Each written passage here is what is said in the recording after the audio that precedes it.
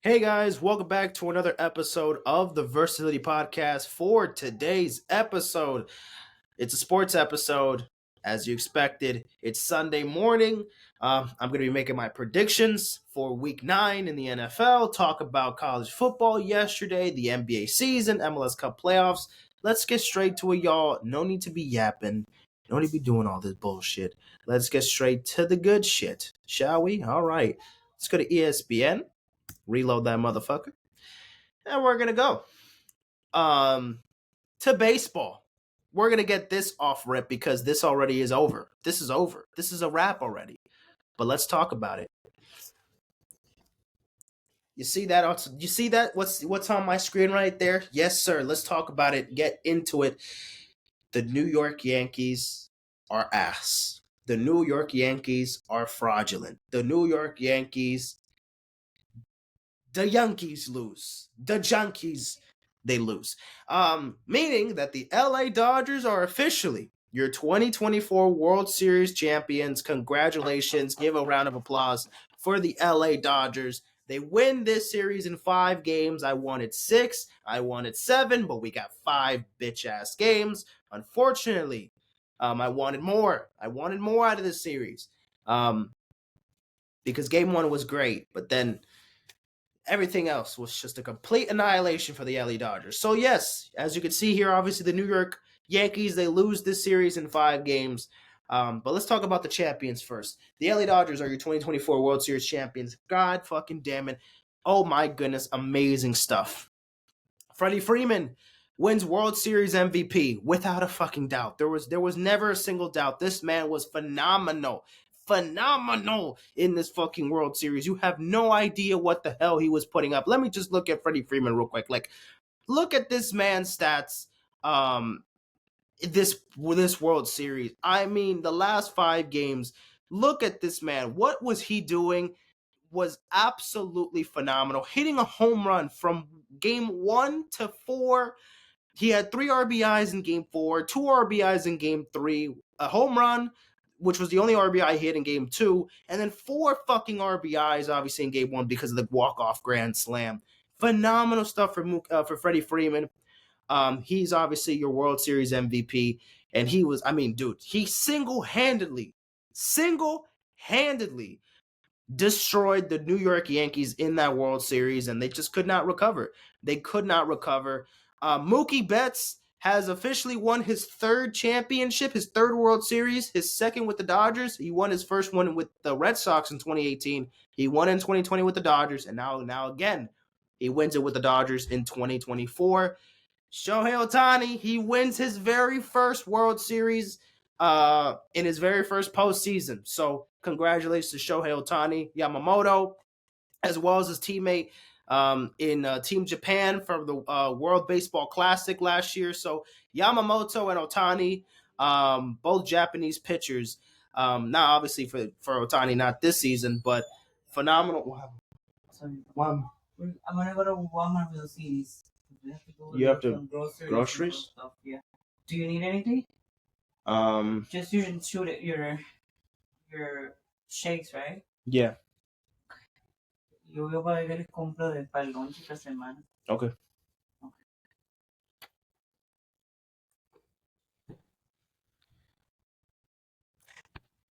Get back to it. Anyways, what was I talking about? Oh yeah, Mookie Betts. Yeah. Yeah, his 3rd championship. Sorry about that, y'all. His 3rd championship with in his career. Ohtani and Yamamoto, they win their first World Series.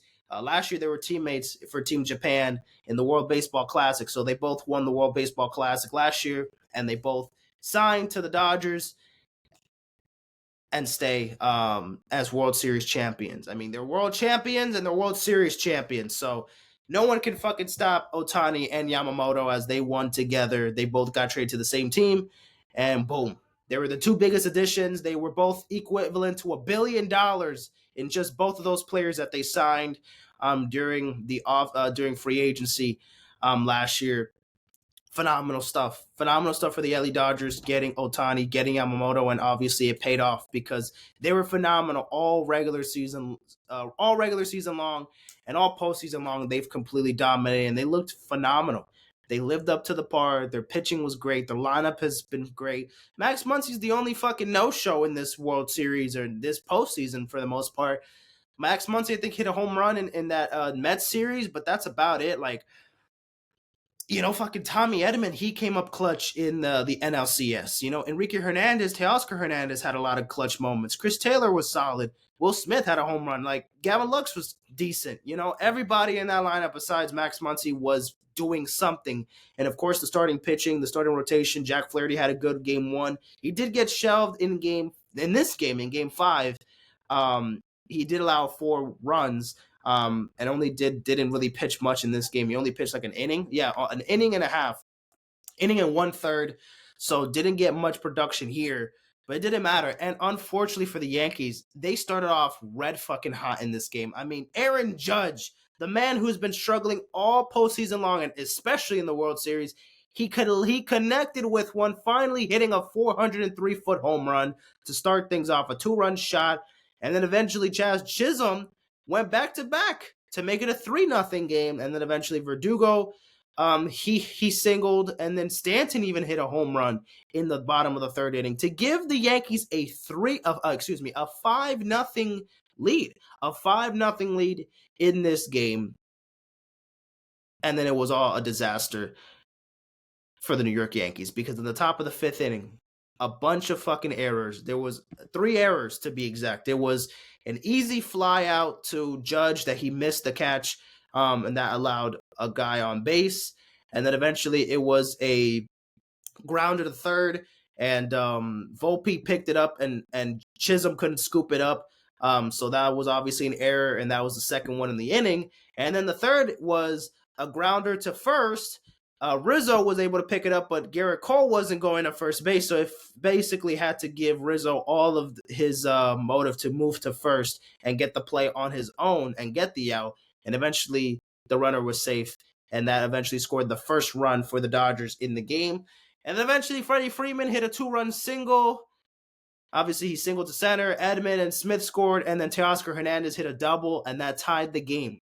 Eventually, there was a sac fly by Stanton in the bottom of the 6th inning. Bada bing, bada boom, they took the lead again. But then a bunch of flyouts later, a bunch of sac flies in the 8th inning for the Dodgers, got them back with the lead, 6-6 and then 7-6. And eventually, Walker Buehler took down the rest of the game. He got the save. He pitched for a complete inning, got 2 strikeouts, and including the final out of the game, which was Alex Verdugo, where he struck out swinging. And that ended the World Series. That ended the series, and the Dodgers are your World Series champions. So congratulations to LA for a phenomenal season. They were able to pull it through. But the New York Yankees, man, terrible base running, terrible production from the lineup. It just felt like Stanton and Soto were the ones that were really carrying this offense and this lineup's consistent hitting, getting on base, getting doubles, getting singles, getting home runs. It just felt like it was the Stanton and the Soto show, and Aaron Judge was no fucking show up until game 5 in the 1st inning, with that 2-run home run and a couple clutch moments in that ALCS series against the Guardians, where he had a couple clutch home runs. But even then, they lost that game because that was the one game Aaron Judge had that clutch home run. It was the same game the Guardians won due to that walk-off home run from fucking Clay Holmes that, he hit from David Fry. So just much production, very, very little production for the New York Yankees, and that's how they lost this game. It was just embarrassing. It was just honestly so fucking embarrassing for the Yankees. They are a much better team, and they played like a fucking little league, making these simple ass errors, and it cost them. The Dodgers, obviously, they took advantage of those fucking mistakes that the Yankees were making, and eventually they pulled through. They were a great team. They're a phenomenal team. That's why they were able to pull through and get shit going. But man, it just sucks that this was the way that they had to go out. They went out pretty fucking sad, if you're asking me. But they should be better next season. That's the goal, right? That is the fucking goal, that they should be getting better next season. But Soto and Garrett Cole are going to be free agents this season. So they might not even be in New York next year. So I don't know what to expect. Soto's going to be looking at options, see where we're going to go. Is Aaron Boone going to get fired? A lot of people are asking him to get fired. I'm kind of indecisive. I don't really know if I want him to get fired. I know he's very questionable, and I don't agree with all of his methods and shit like that, but for the most part, I think he's done a good job managing this team. I know game one, everybody was shitting on him for putting in Nestor Cortez. And even then, I agree with that. And then fucking that cost him game one. And a couple other decisions that I'm definitely kind of on the fence with it. But look, the Yankees, they made it this far because of Juan Soto and because the pitching wasn't, and the rotation was, was very good. Like Luis Gil was amazing in the first half of the season. Second half, he was, kind of eh. But Garrett Cole, when he came back, he was Garrett Cole. He was great. And he played great in this World Series. And the bullpen, had their ups and downs. They've had their ups and downs all season long. Clay Holmes is absolute fucking dog shit. I don't care. He's overrated. I don't like his fucking shit. Luke Weaver was lights out in this postseason. He was their main closer. They had a lot of good guys coming out of the bullpen, but they just fell short with their hitting and their base running. I don't know what the hell was going on with their base running. And of course, all those fucking little errors, man. And Juan Soto at right field, it was a little iffy. I don't know. Right field for Juan Soto didn't feel like his most comfortable position. He looked better when he was in left field. I don't know. They should make the switch there instead of Verdugo at left field. I don't know. They should they should definitely make some changes, is what I am trying to say. However, they fell short, man. They fell short in this game, but in this World Series, they got dominated. The Dodgers literally fucking gentlemen swept them. They let them get game 4. It was the pitchers' B-side for the Dodgers. It was their worst pitchers that they can throw in, whatever. You're not really going to get much reps. Just fucking, we'll give you a little bit of your moment here in the World Series, but we just got to win one more game and we're done. Oh, we lost game 4? No biggie. We're going to win next game. Even if we're down 5-0 entering the middle of the game in the 5th inning, they were able to get the job done. The Yankees absolutely disappointed. I wanted a World Series for 7 games, and I got 5. I wanted more. But hey, the Dodgers won it. I'm super happy for them. So that's great stuff for the LA Dodgers, as they are, again, your 2024 World Series champions. All right, now let's go to basketball real quick. Let's go to the NBA. Actually, no, let's go to soccer, because we got to talk about the MLS Cup. Hold on. I have it right here, actually. Let me show you guys the bracket, actually, instead of the schedule here. So let's look at the MLS Cup Playoff bracket at the moment and see where we're standing. So coming out the West so far, this is what we got. Wait, you guys can see it, right? Okay, perfect. We're good. So coming out the West, we got officially 2 matchups ready for the semifinals. We got Minnesota winning game 1 5-4 in penalties, and then winning yesterday in penalties once again 3-1. So Minnesota, they move on to the Western Conference semifinals. And with the LA Galaxy, 9 goals in 2 games, 9-1 final score with the first 2 games, 5-0 win for LA Galaxy in game 1, and a 4-1 win for the LA Galaxy in game 2. And the Galaxy absolutely dominated. So it's going to be Minnesota versus the LA Galaxy in the conference semifinals. Obviously, right now we got Seattle, Houston, and LAFC versus Vancouver. Game 2 will be both today. Obviously, today's November 3rd, so we'll have both matchups there. We'll see if the LAFC wins today, they move on to the semifinals. If Seattle wins today, they move on to the semifinals. And the Western Conference will be set for the semifinals. Now, coming out the Eastern Conference, we got Miami losing to Atlanta in game 2. So as we won at home 2-1, we lost on the road 2-1. So now there is going to be a game 3, the ultimate decider, game 3 on the 9th, which is next Saturday. Why Miami? We lost to fucking Atlanta. We should have already clinched our semifinal spot, but now we have to wait to the game. If we don't win on Saturday, Messi, I want you out of Miami. I don't want you in Miami ever again. If you can't fucking beat the 9th seed Atlanta United in the MLS Cup first round of the fucking playoffs. You lost to the Atlanta United in 2024, a team that I don't even know how they fucking got here. I mean, but they got here. Shout out to Atlanta. But come on. We're the way better team. Don't understand how we have to pull through this bullshit. We better win game 3. But anywho, then again, we got this Orlando versus Charlotte series. This is back and forth here. Orlando won game 1, Charlotte won game 2, 3-1 in penalties. So we will see next Saturday how that matchup goes. Cincinnati, they win game 1, but then New York, they win game 2. So we will have the ultimate decider again next Saturday. And then we got Columbus versus New York, the Red Bulls.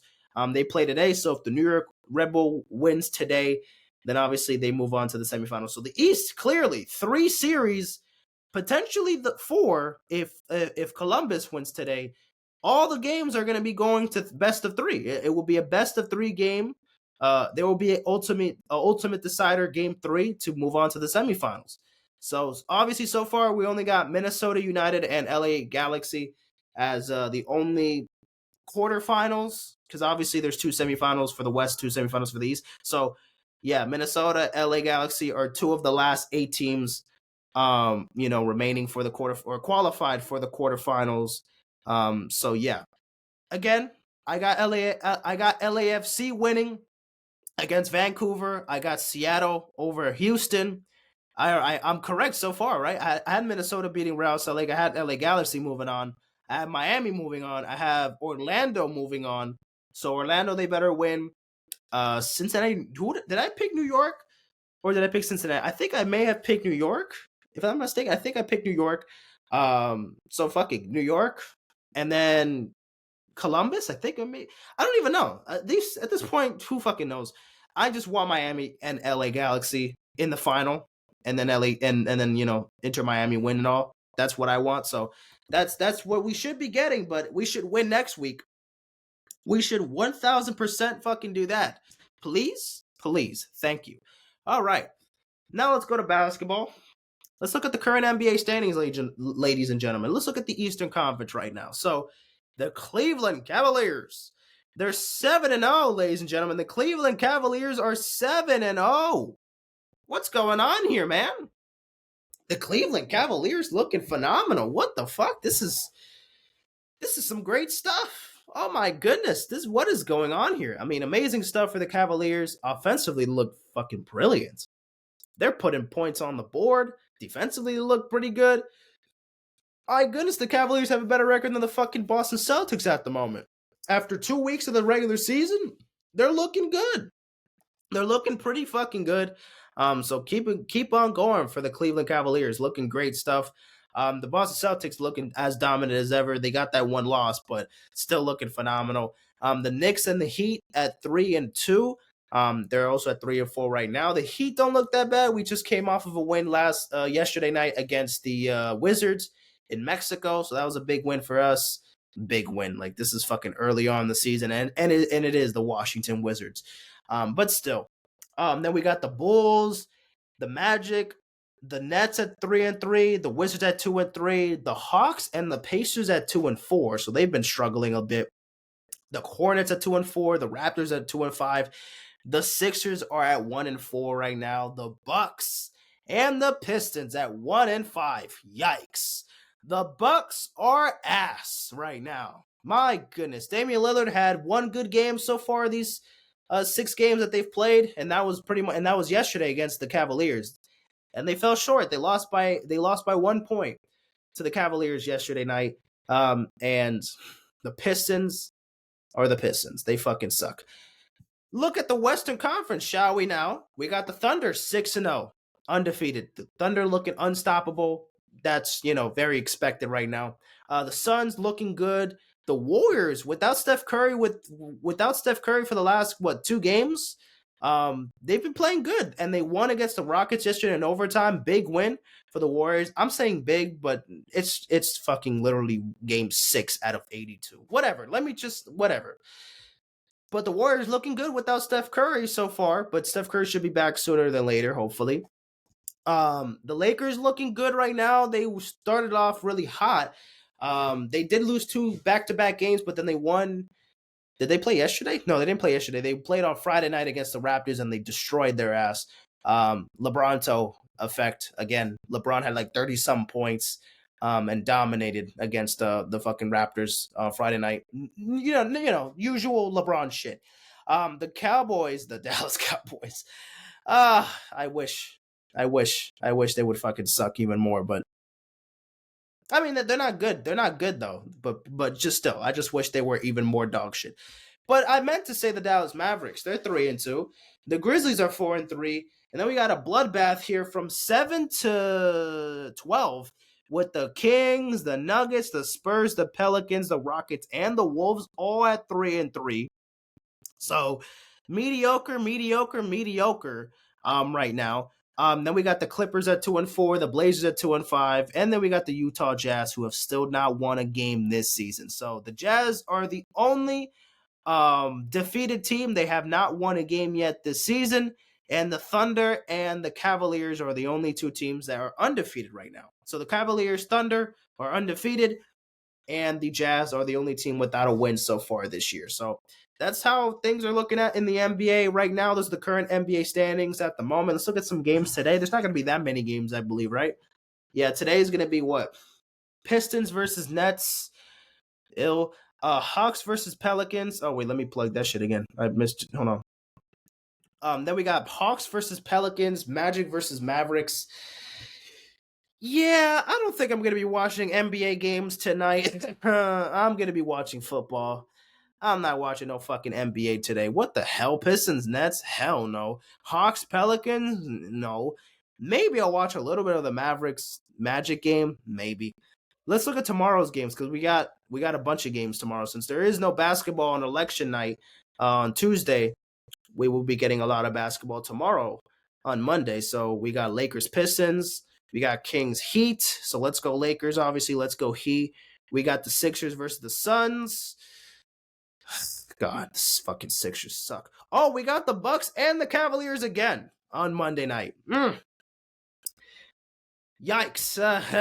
The Buccaneers, the Bucks. They have to keep fighting their season through. They have to play another game against the Cavaliers. Yikes. Warriors, Wizards, Celtics, Hawks, Grizzlies, Nets, Jazz, Bulls, Knicks and Rockets, Hornets, Timberwolves, Magic, Thunder, Blazers, Pelicans, Pacers, Mavericks, Raptors, Nuggets, Spurs, Clippers. Do all teams play Monday? Yeah. Since there are no games on Tuesday, back on Wednesday we'll have a bunch of games again. But yeah, a lot of games. Wait, are these like some of these are like the same games? Some of these are like the same matchups, right? Some of them. Well, not never mind. Never mind. It's Heat, Suns Wednesday, Lakers, Grizzlies, Sixers, Clippers. Yeah, Paul George is probably not going to be back in this game, and I wanted to see him play against the Clippers, against his former team, but that's not going to fucking happen this Wednesday night. Warriors, Celtics should be interesting. Thunder, Nuggets. All right, just kind of looking in. Is there any TNT games on Thursday? Let me see. No. Damn it, we won't get no inside the NBA this week. Fuck.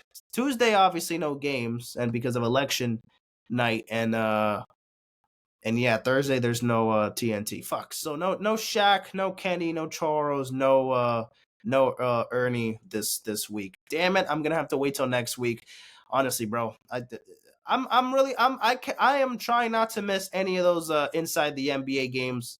So Tuesday and Thursdays, I'm staying up to fucking 12:30 midnight. No, 12:30, 1 a.m. watching the post games. Because this is their last season together. So I gotta tap in. But that's what we're looking at right now. These are the matches for today. I showed you guys the matchup for Monday and Wednesday and for Thursday as well. So yeah. More NBA news coming. The season just started, so again, more things expected to come sooner or later. There's a couple of headlines I want to kind of go over before I get to football because there's not much to talk about to just kind of get much of this. So to Joel Embiid now, again, there was an altercation with a publicist. We're not a publicist, with a journalist yesterday. He reportedly he reportedly shoved a journalist, and he said something that this is what he quoted: "The next time you bring up my dead brother and my son again, you're going to see what I'm gonna do to you, and I'm gonna have to live with the consequences. Um, yeah, not great stuff. He in the locker room. I'm not even gonna. I think fuck Joel Embiid, but I don't know. I don't. I'm just thinking that that this reporter probably went too far talking about.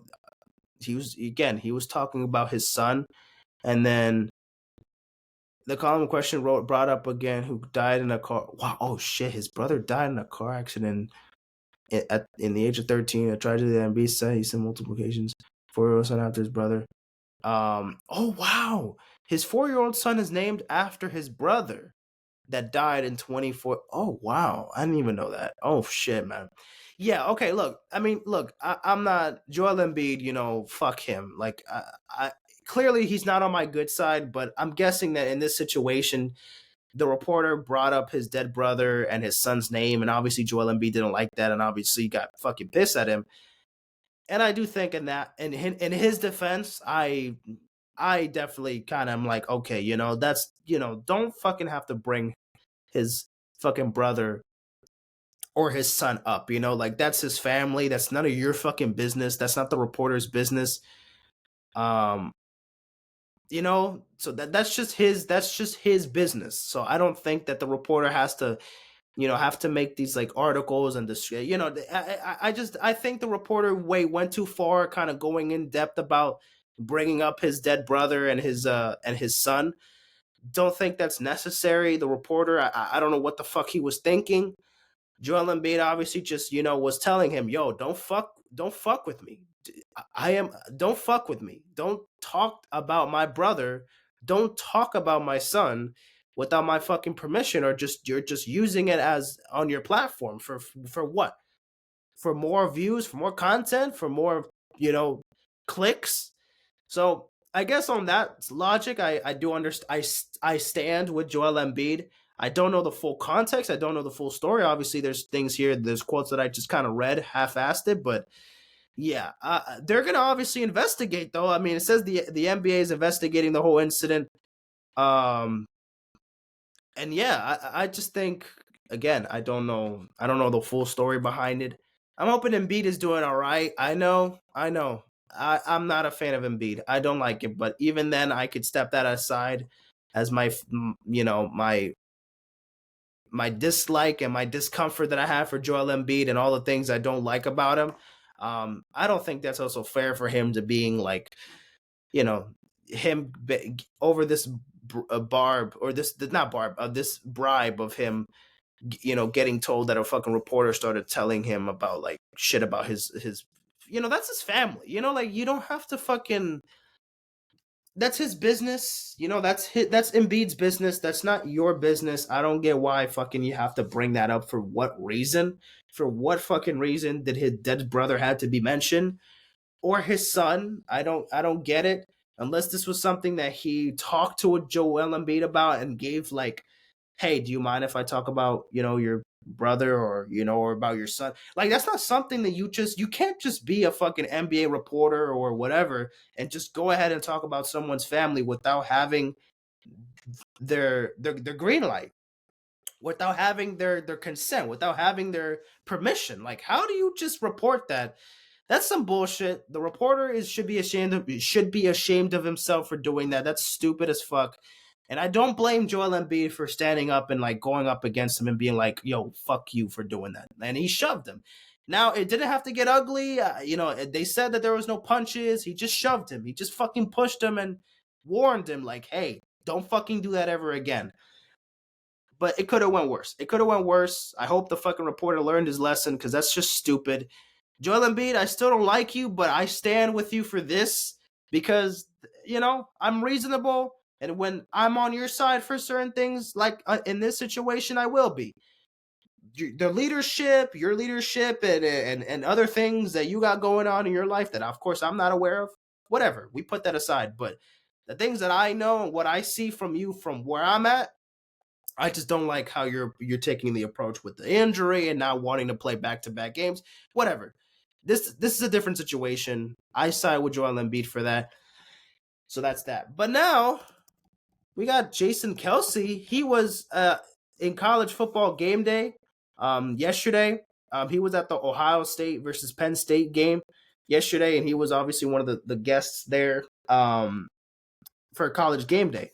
He was walking probably to the set or whatever, and then he saw a fan calling over his brother, obviously Travis Kelce, saying that basically the fan said that his brother Travis Kelce is a F word, not fuck. The other F word, the homophobic slur F word. I don't want to use it, so I'm not going to say it. But the homophobic slur for the F word, and called his brother a blank slur, for dating Taylor Swift. So let me just kind of give you guys, not Fox News. Hell no, I'm not giving Fox News no day of the week here. Fuck Fox News.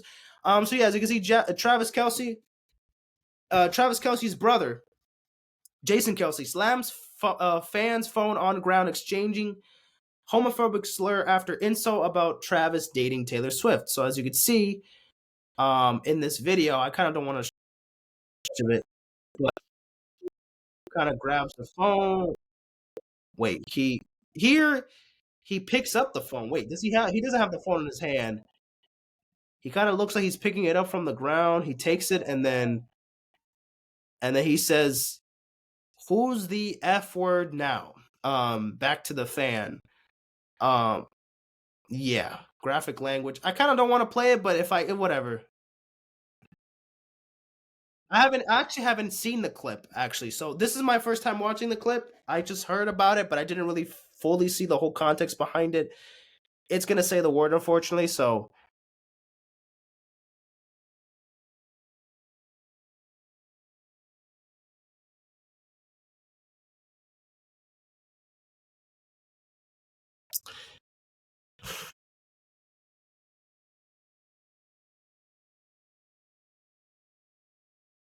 yeah.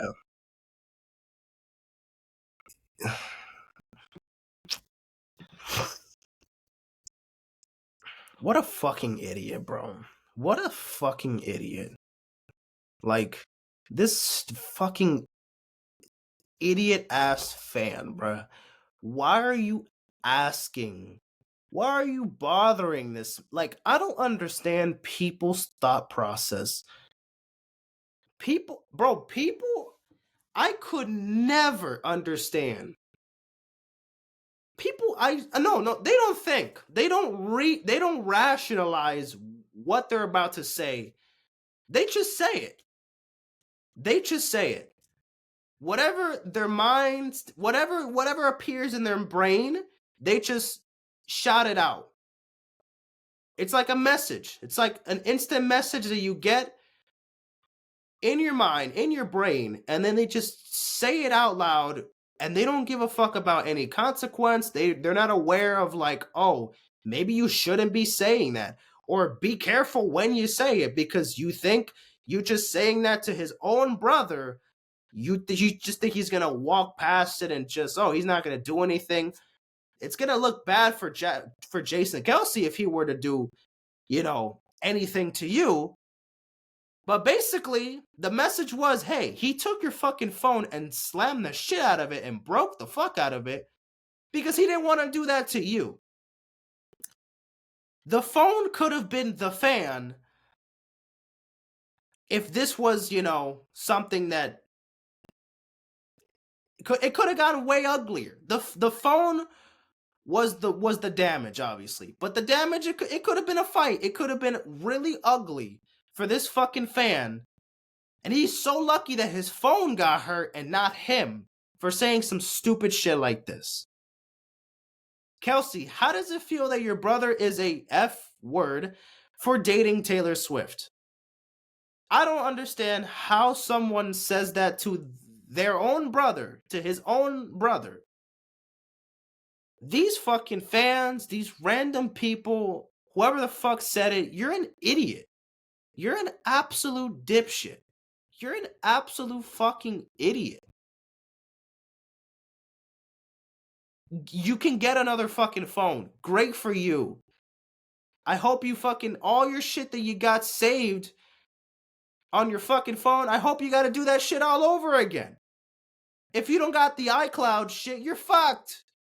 You got to get all these people's numbers and messages and all the apps and whatever all over again, buddy, for doing some stupid shit like this. What the fuck is wrong with people, bro? I don't understand, man.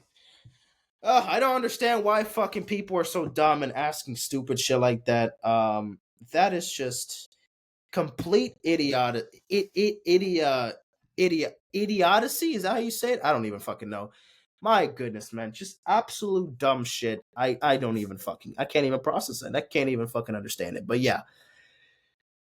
Anyways, let's get to college football. Let's talk about it. So yeah, let's look at the we're not gonna look at the standings. Can we look? The rankings are the same at the moment. They haven't changed the rankings yet, so we're just gonna look at the scores for this week. So yeah, we're just gonna look at the scores here for this week, and that's it. So for week 10, college football, we got the Tuesday games. We got FIU taking down New Mexico State. We got Louisiana, and we got Sam Houston winning. On Wednesday, we got Jacksonville State, and we got Western Kentucky getting the W. We got Tulane beating Charlotte 34-3. Then on Friday night, we got Boise State winning against San Diego State, UConn beating Georgia State, and then we got South Florida beating Florida Atlantic. So Ashton Jeanty, a top 3 candidate for the Heisman, got 31 carries, 149 yards, and 2 touchdowns on Friday night against the San Diego State Aztecs. Great win for the Boise State offense. The defense was great. The offense is amazing. The run game is phenomenal. Ashton Jeanty absolutely is an absolute fucking demon. He's just scary. He is terrifying. He is inevitable. He is the boogeyman. He is Michael Myers himself in the flesh.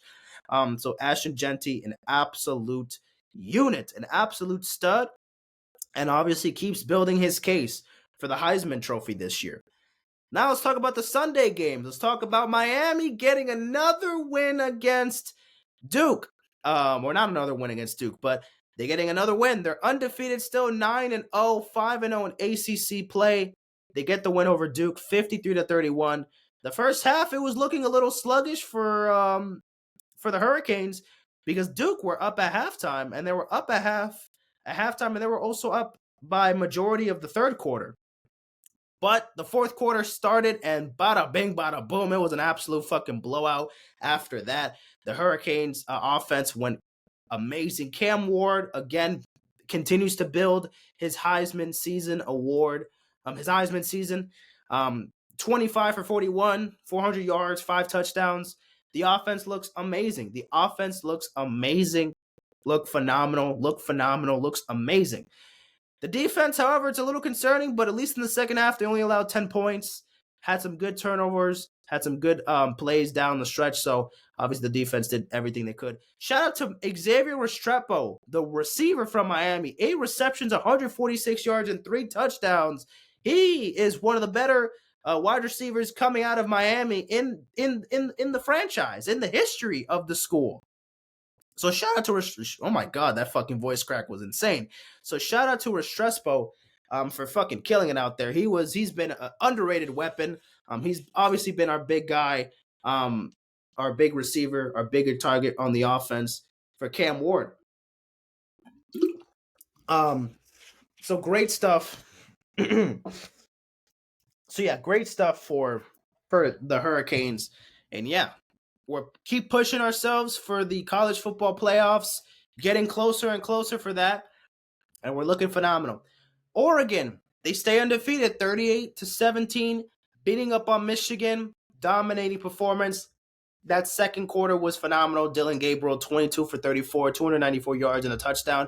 Again, also building his Heisman candidate season as well. Oregon, the number 1 team in the nation, they got an amazing offense and they have a good defense as well. So Oregon, just keep beating up these motherfucking teams. And then we got Georgia taking down Florida 34-20. Carson Beck's ass.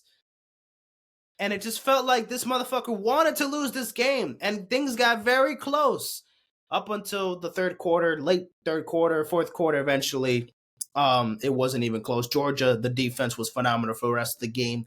And the defense was pretty good throughout the whole game. But the offense and fucking Carson Beck with these bitch-ass interceptions made things a lot more interesting. And Florida could have, they just, unfortunately, they couldn't capitalize off of those bad turnovers that Carson Beck committed. So a bunch of stupid mistakes for Carson Beck and the offense, but they were able to pull through. Georgia, they got the win. Ohio State, they beat Penn State. Penn State could never fucking beat Ohio State. That's why I didn't pick Penn State to win. Of course, I had to fucking pick Ohio State because, I don't know, Penn State, they just always shit the bed against Ohio State. They can beat up everybody else, but then they fucking always lose to Penn State. Penn State, they always lose to fucking Ohio State, or they always lose to Michigan. So it's always the same shit. But Ohio State gets the dub 2013. Tennessee gets a win over Kentucky 28-18. What the fuck happened to fucking Texas A&M?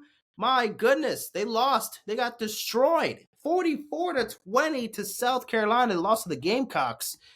Wow. And then Iowa State, they lose by 1 point to Texas Tech, 23-22 to get their first loss of the season. They're going down the rankings. They're not going to be 11th anymore. And then fucking now, Louisville, they upsetted Clemson, 33-21. Now Clemson is fucking, they take their second loss of the season. My goodness, man. Indiana, they blow out Michigan State. Kansas State, they lose to Houston. Oh my God, all these fucking upsets. And then we're not done here. We got SMU beating the fuck out of Pittsburgh. What the hell happened to Pittsburgh here? My goodness, is it really going to be UM and SMU in the ACC championship game?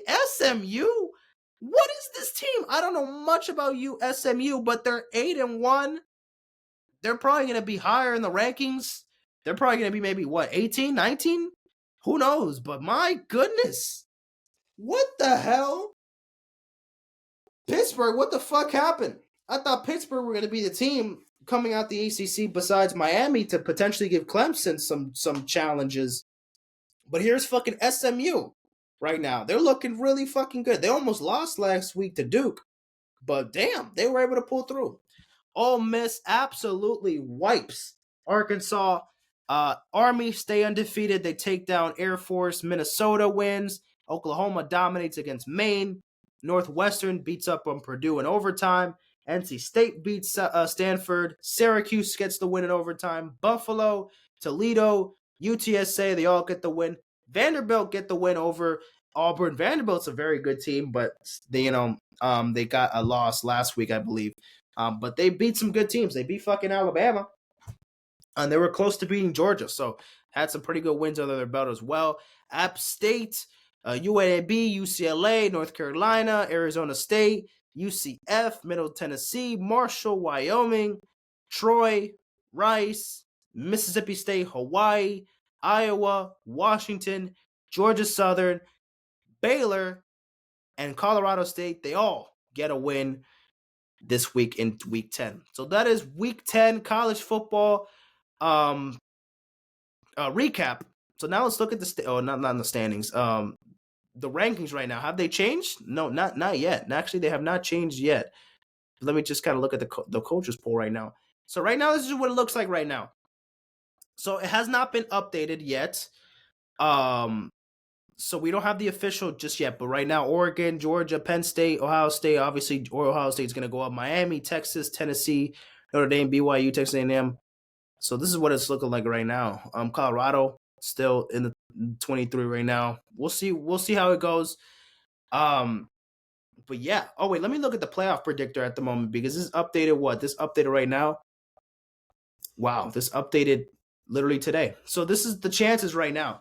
So we got Oregon at 96, Miami at 93, Georgia at 92, Ohio State at 91, Indiana at 87, Texas at 78, Tennessee at 74, Penn State at 74, Boise State at 71, 58, BYU, Notre Dame 58, Alabama 56, SMU, Ole Miss, Iowa State LSU, Army, and Texas A&M still in the mix of things. Washington State, Kansas State, Colorado, Tulane, Pittsburgh, and UNLV are also still in the mix of things right now. But these are the top 12 teams right now. So these 12 teams right now would be in the college football playoffs at the moment right now.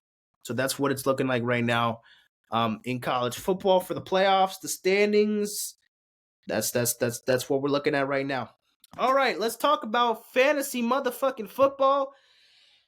Because I'm suffering. Oh, goodness gracious. Do I even want to talk about it? I don't even know if I want to fucking talk about it, but let's go. Whatever, y'all. Let me just take a little bit of fucking sip of my water real quick, because holy shit, I'm fucking...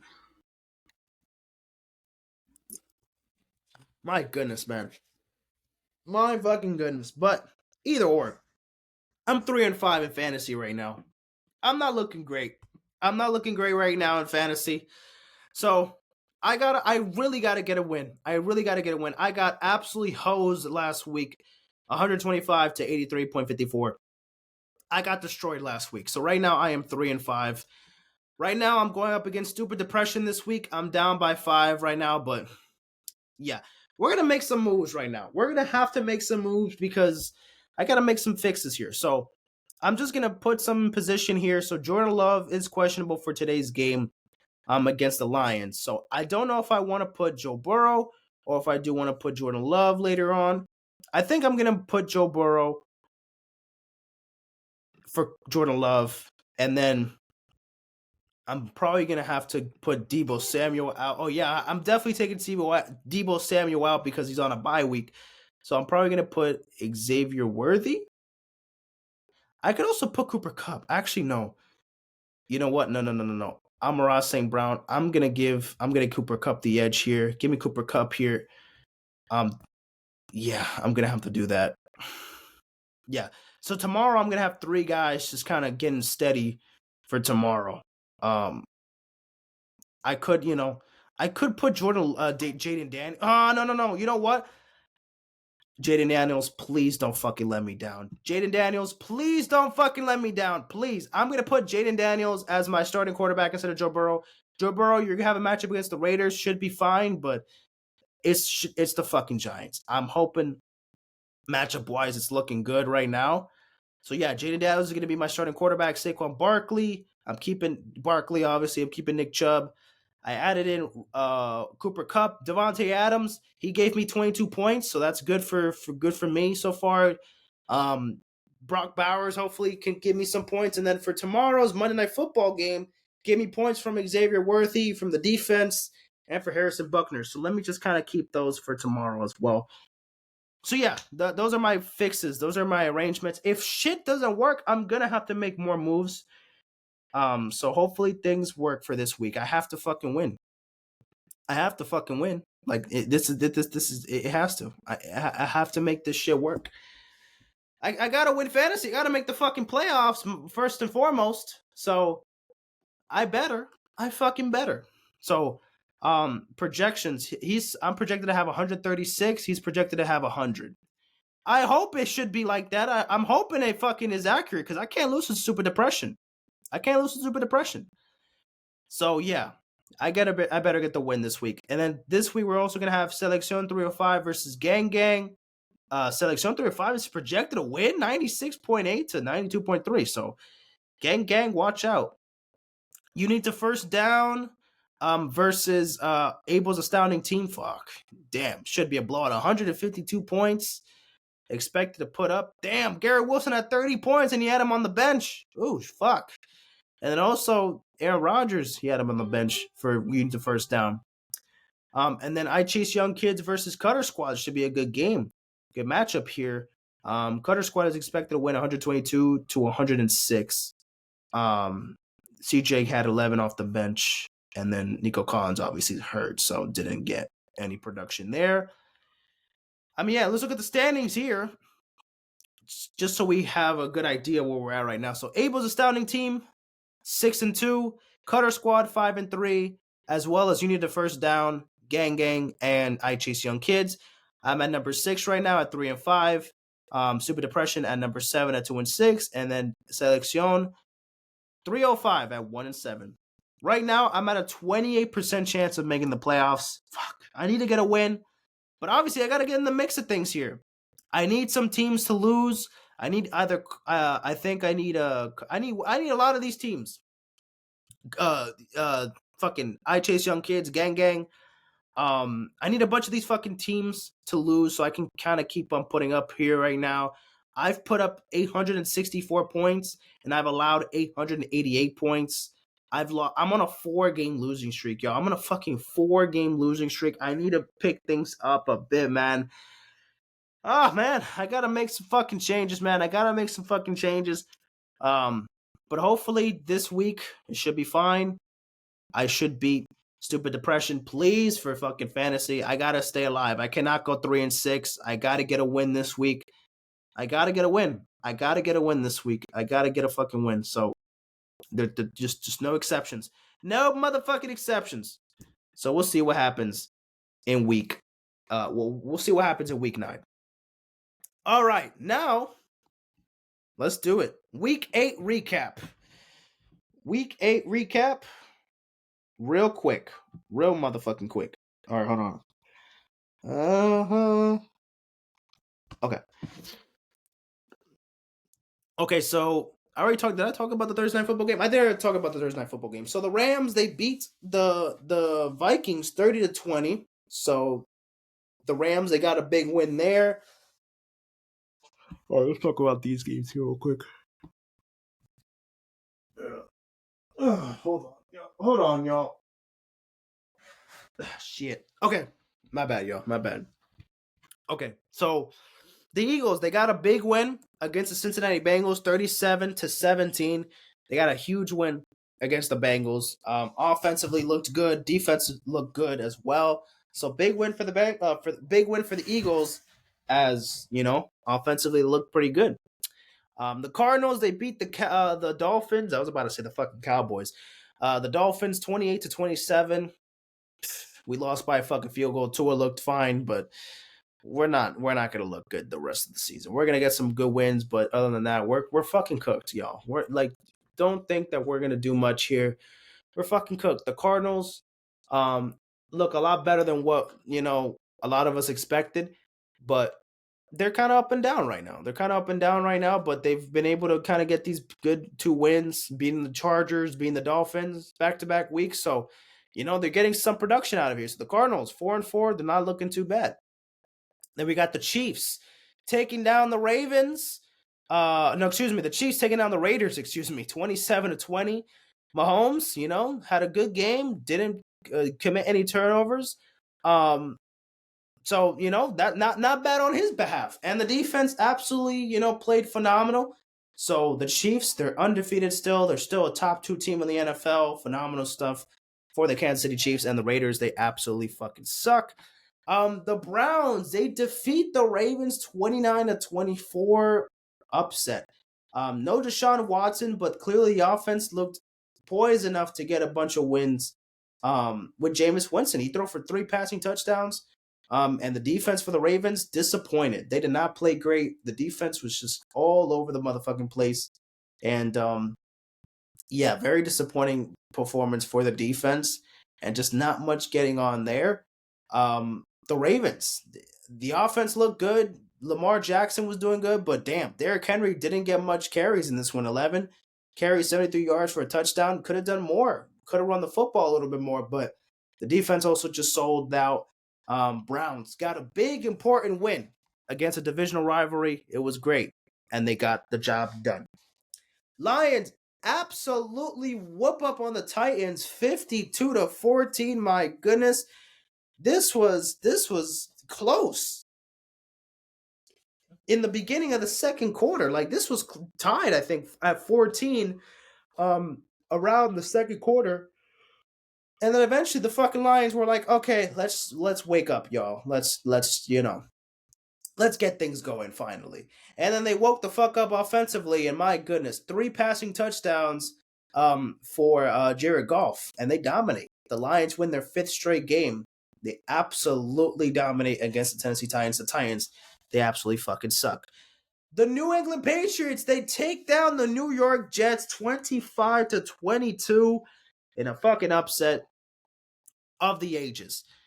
Or is it? Because the Patriots did not look great. But the offense, they look a lot better than expected. And the defense actually didn't play good. Didn't play bad at all. The Jets, they sucked.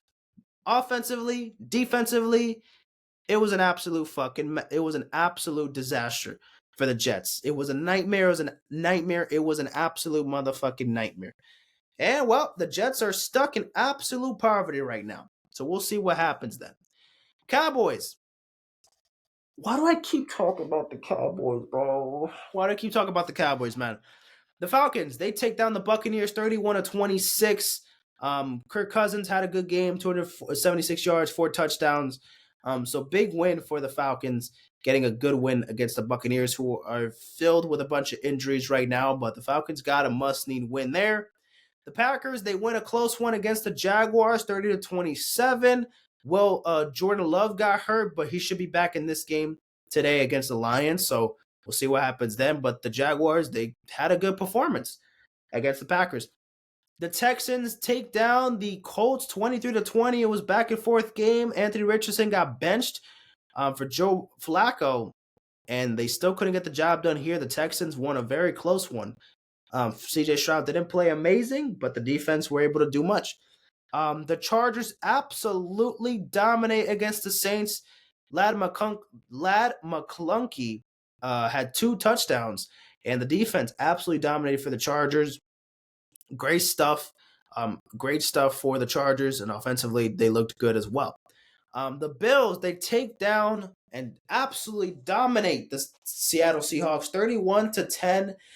Yes, the Buffalo Bills absolutely dominated offensively, defensively. It was not even motherfucking close. The Panthers get destroyed by the Broncos 28-14.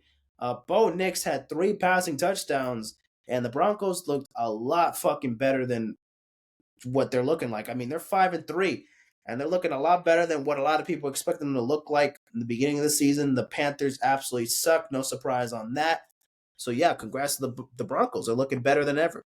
The Bears, they lose to the Commanders 18-15. What an absolute fucking miracle this was.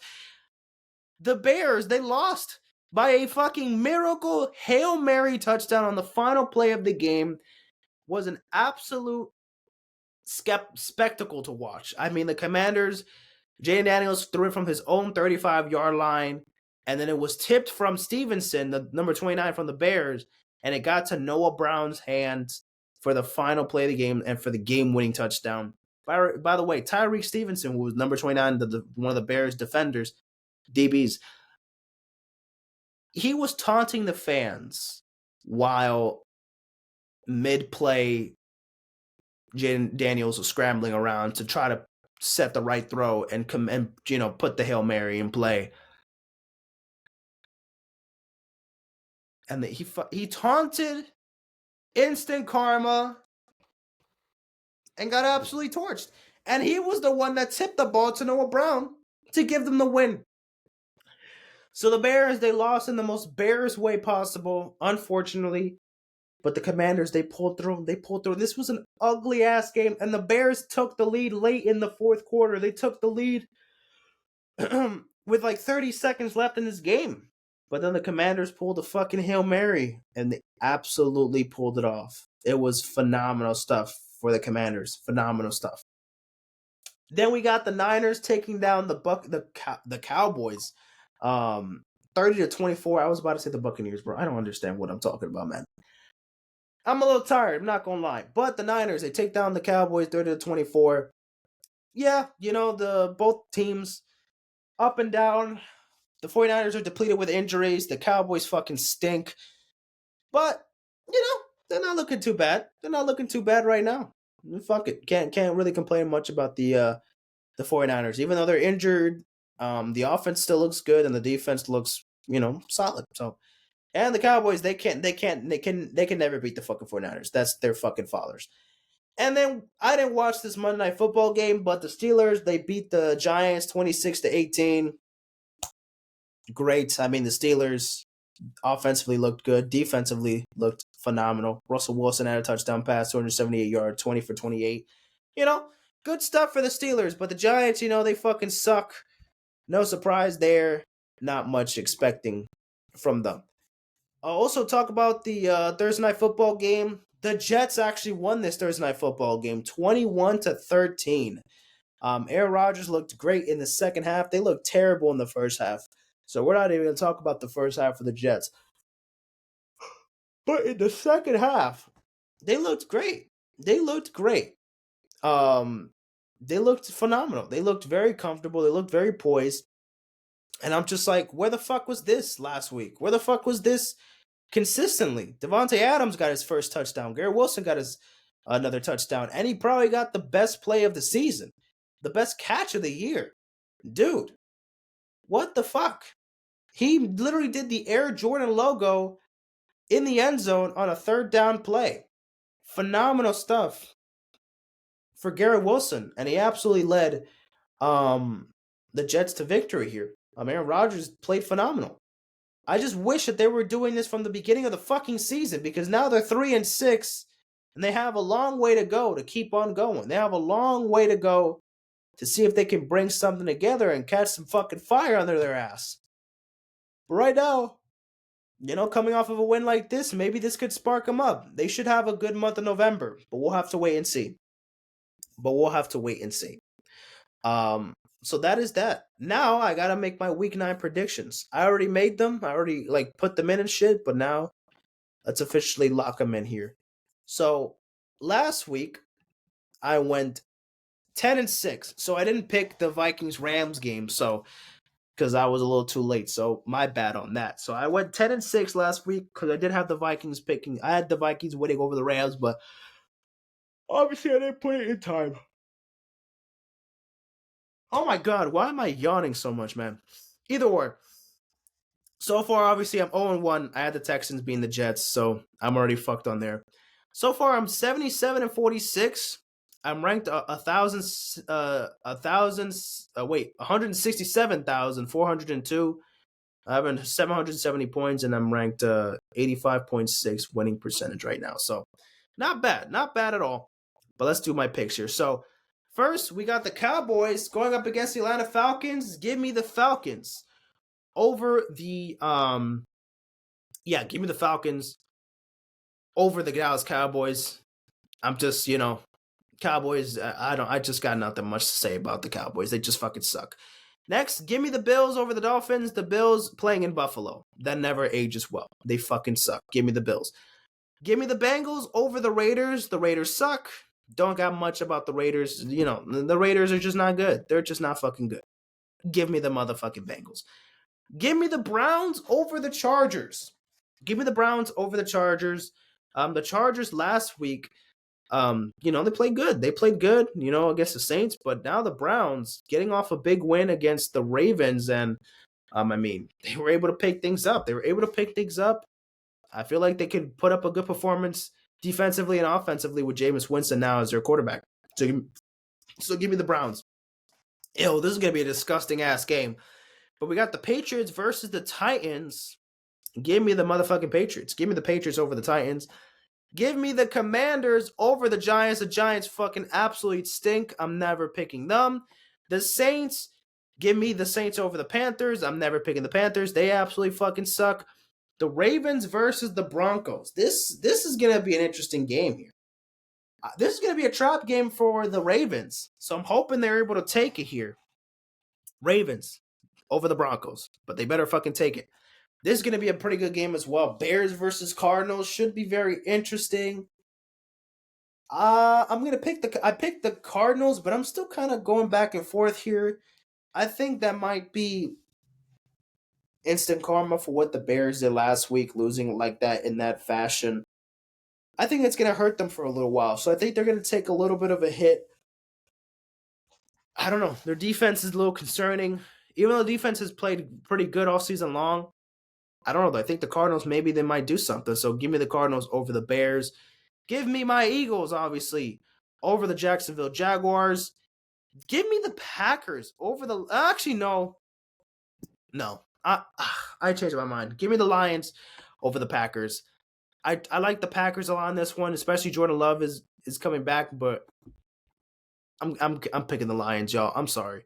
I'm picking the Detroit Lions. Give me the Rams over the Seahawks. I feel like the Seahawks could make things interesting here, but I'm still going to pick the Rams to win it. And then we got Sunday Night Football. We got the Colts versus the Vikings. Give me the Minnesota Vikings. The Colts looking sluggish. We'll see what they can do with Joe Flacco now as their starting quarterback, since now they benched Anthony Richardson for who knows quite some time. We'll see.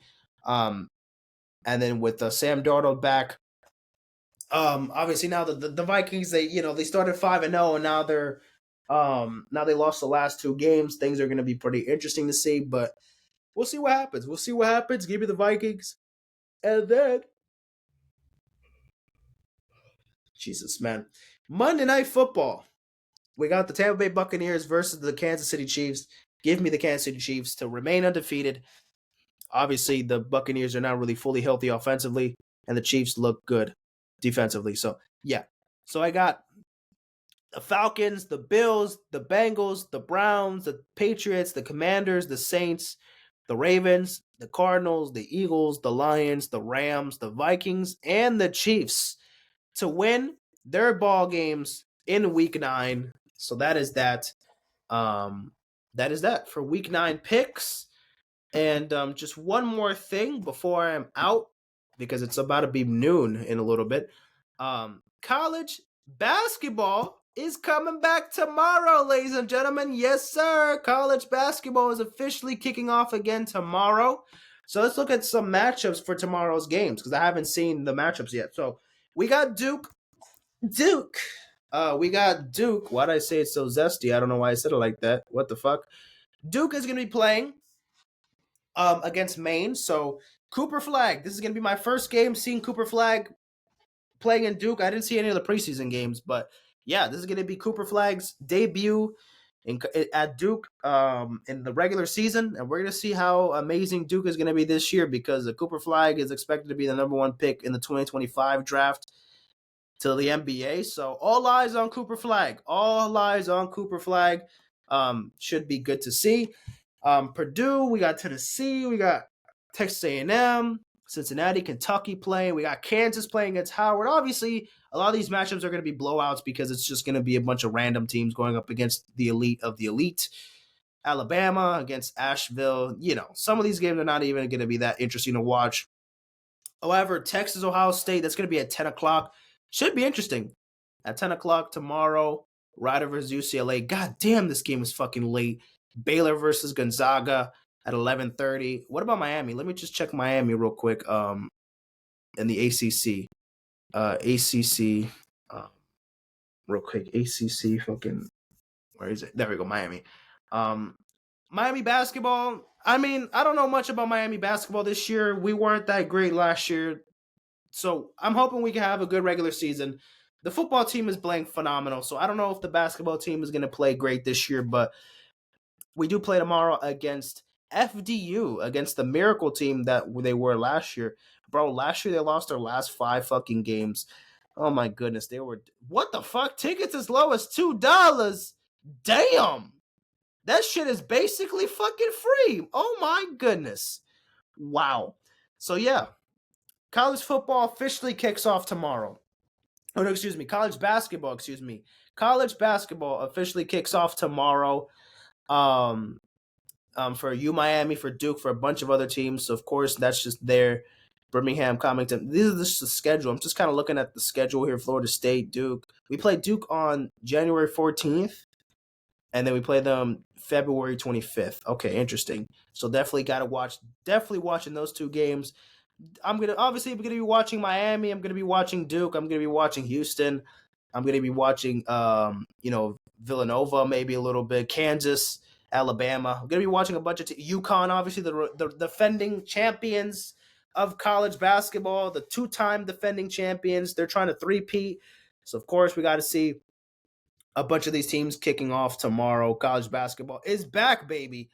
Now let's talk about college basketball on the women's side, because I don't know. I don't really know what to see here.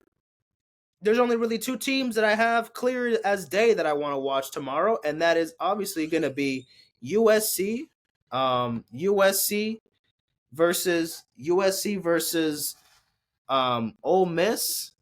Yeah, it's gonna be at it's in Paris. They're playing in Paris at 12 o'clock. Oh shit! At 12 p.m. they're playing in Paris at the Adidas Arena. Ole Miss versus USC. Damn, I'm gonna be working during that fucking game, so I won't watch that USC Ole Miss game because it's gonna be early. But yeah, Juju Watkins in her sophomore year. Definitely excited to see USC. UCLA should be very good to watch. What about South Carolina? Obviously, the defending champions. LSU, obviously, no Angel Reese this season, so things should be interesting with LSU. See where things are gonna go. Now, what about UConn? UConn, when are they playing their first game? UConn, they're playing their first game not Tuesday. UConn, when is their first fucking game? Thursday? UConn. Wait, when? What? Paige Beckers? Excuse me. When is their first fucking game? UConn. Oh, it's gonna be on Thursday against Boston University. Is that their first game? Yeah, it's gonna be Thursday. So Thursday's gonna be Paige Beckers' first game back with UConn. So yeah, Watkins, Beckers at number one. Yeah, this college basketball season, Juju Watkins, Paige Beckers. Those are the two dogs. Those are the two fucking female. I was about to say female dogs. That was not the right way to. These are the two superstars in college basketball in the women's side. So definitely gonna be tapping into UConn USC games, without a fucking doubt. So yeah, just college basketball is back tomorrow, women and men's side. Can't wait. It's officially November, ladies and gentlemen, and that is that, y'all. That is that. So that is that. It is officially noon. We got one more hour till week 9 kicks off. Sunday night football tonight, Monday night football tomorrow night. The music episode, I might work on that later tonight. I was working on it yesterday, but I got really fucking tired and I needed the sleep. I needed the sleep so I can have more time to do more content today, and then I can probably do the other episode for the music episode that I have to add, that I have to do very soon. So yeah, that music episode should be coming out around this week. Same with this episode, obviously.